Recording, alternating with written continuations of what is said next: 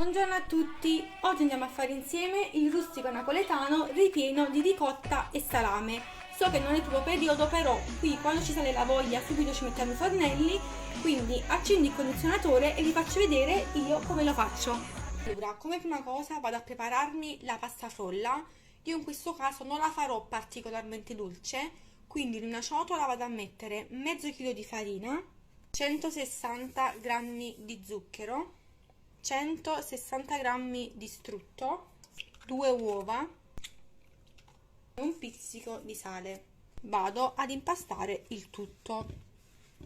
Allora, questo è il risultato. In questo caso, dato che le uova erano molto piccole, ne ho aggiunto un altro, quindi su mezzo chilo di farina ho messo 3 uova.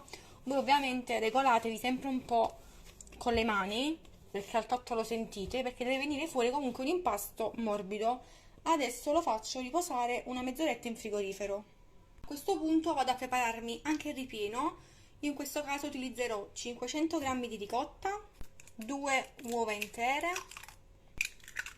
aggiusto di sale, metto del pepe, aggiungo un bel po' di parmigiano reggiano e vado a mescolare il tutto. Fino all'interno vado a mettere del salame napoletano e del provolone piccante. Vado a dare un'altra mescolata e dopodiché vado a riempire il mio stampo. A questo punto vado a stendere la pasta frolla. Questa pasta frolla ne vado a togliere un terzo che mi servirà per la copertura. Inizio a stendere. Una volta stesa in modo abbastanza sottile vado a preparare il mio stampo. Le opzioni sono due: potete o utilizzare i classici stampini dei rustici, oppure potete fare come farò io oggi in modo più veloce: prendo uno stampo grande e faccio direttamente una torta. Lo stampo in questo caso l'ho prima riempito di strutto, quindi vado a riporre la mia base. Riempito tutto lo stampo, vado a bucherellare un po' la base, poi vado a mettere all'interno il mio ripieno.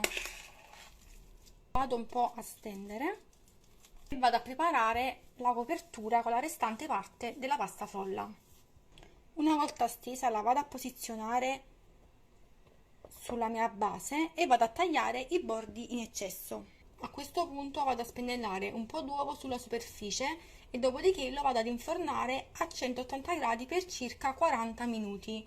Ovviamente voi regolatevi sempre in base al vostro forno. Dopo 50 minuti questo è il risultato.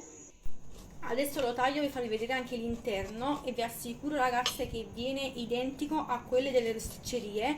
Come sempre, se rifate questa ricetta fatemi sapere nei commenti oppure ditemi voi come la fate. Buona giornata a tutti!